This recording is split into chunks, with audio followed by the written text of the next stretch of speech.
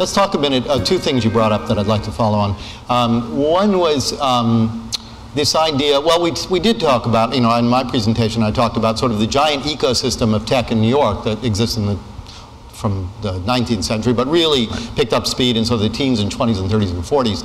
And how there were these thousands of small companies, and then there were these couple of giants, IBM specifically, and above all, Bell Labs and Western Electric. And they sort of were the biggest, and they were towering. And in fact, in size, and even almost in look and feel, the Bell Labs and Western Electric complex, with about 4,000 or 5,000 engineers and this block-big congeries of buildings, was in a way not different than Google, and in a sense, the place of that giant or that big company within this big ecosystem. In other words, it wasn't there by itself. It's very suggestive to me of the sort of health of the city's tech can be described as the fact that it has neither just the big company nor the small companies, but both. But do you have a feeling of how Google sits or what does it mean to you that Google sits in this larger ecosystem of smaller companies in a kind of this new urban tech ecosystem? Right. So, for a start, I don't think that was very visible, even though it existed in 2003. In fact,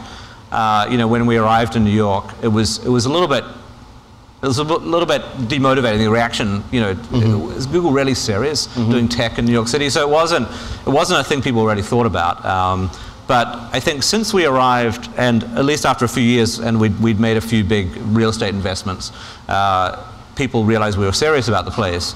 That, by the way, was one big lesson. If you want to make a splash in New York, make a real estate. Right, exactly. Or even lease, hundreds of thousands of square feet. That already, exactly.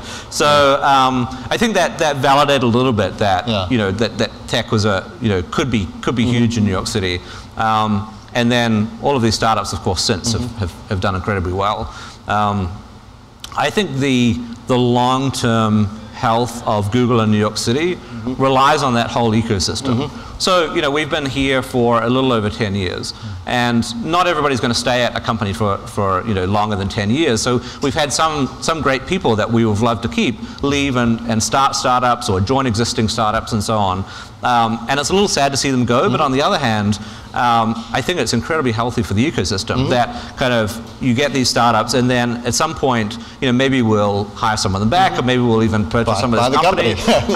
But I think even more than that, it kind of means that, I think, who was saying this earlier, I think in the panel, that there's a situation now that didn't exist, say a decade ago, where if you're thinking of moving to New York, thinking of taking a job with Google or any other company, you're not concerned anymore that if you want to leave that company, then you're stuck. You have to leave, but move back to Silicon Valley, right? There's this kind of reservoir of jobs that are all pretty interesting and pretty challenging from a technical point of view, which is a much more stable place to be than we were. I always worry about, the future of journalism, for example. Plainly, the New York Times is going to survive. There will always be a New York Times, but you can't build a journalistic industry on one or two companies. You need, who's going to go to journalism school? To work for one of two places? Can't do it.